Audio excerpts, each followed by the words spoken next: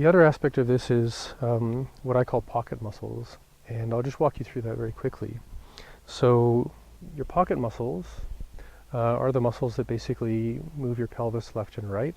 They're basically the muscles between your pelvis and your knees, the inside, the sides, the back of your legs.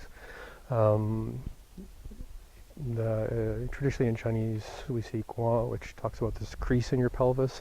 So if you're doing your practice properly with your pocket muscles, you're going to have this really nice crease in your pelvis. Your knees are still going to be over your feet.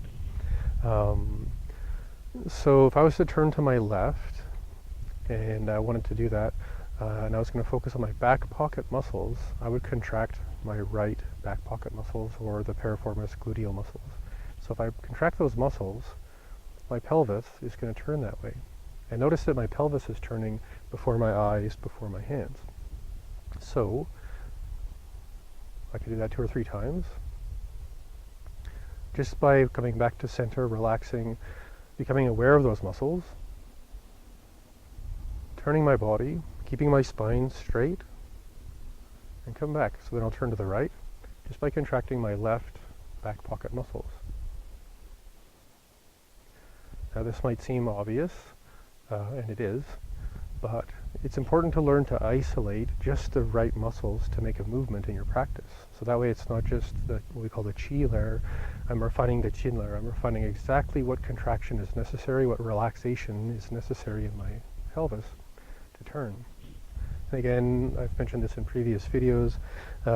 It's nice to have the image, if you like, of a little flashlight coming out of your belly button. And the flashlight is actually pointing over here, and it's pointing over here.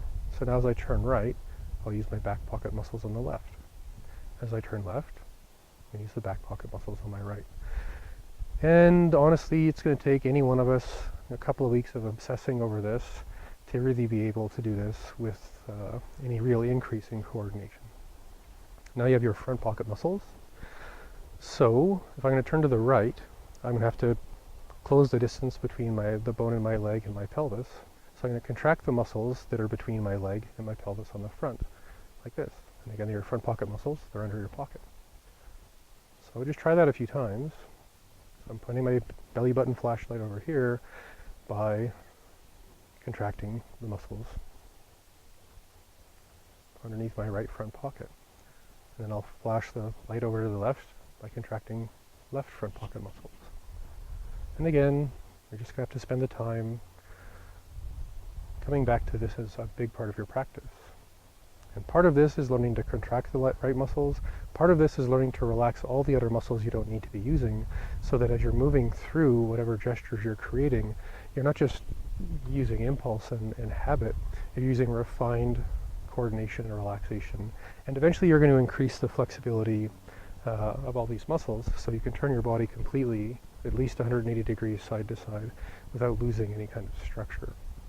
So as you can imagine, you're going to probably combine them at some point. So if I'm going to turn to the left, I'm going to be contracting my right back pocket, left front pocket muscle. So I'll just do that. And then switch it up, so left back, right front. And we just go back and forth a few minutes.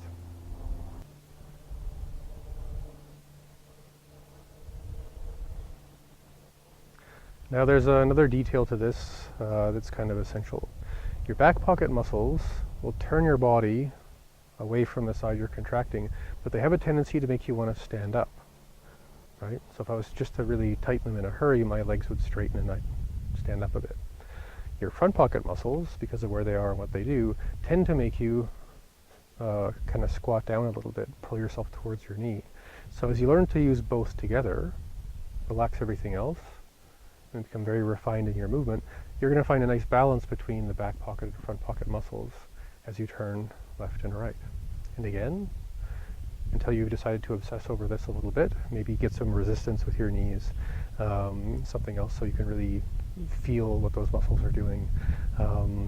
It's just an idea. So I hope you find the time and your inclination takes you in that direction, because it's really going to help your practice, and you're going to be amazed at how much more strongly you can actually move your body when you're turning. I often tell people you'll never open a door the same way once you've learned to actually move with your pocket muscles.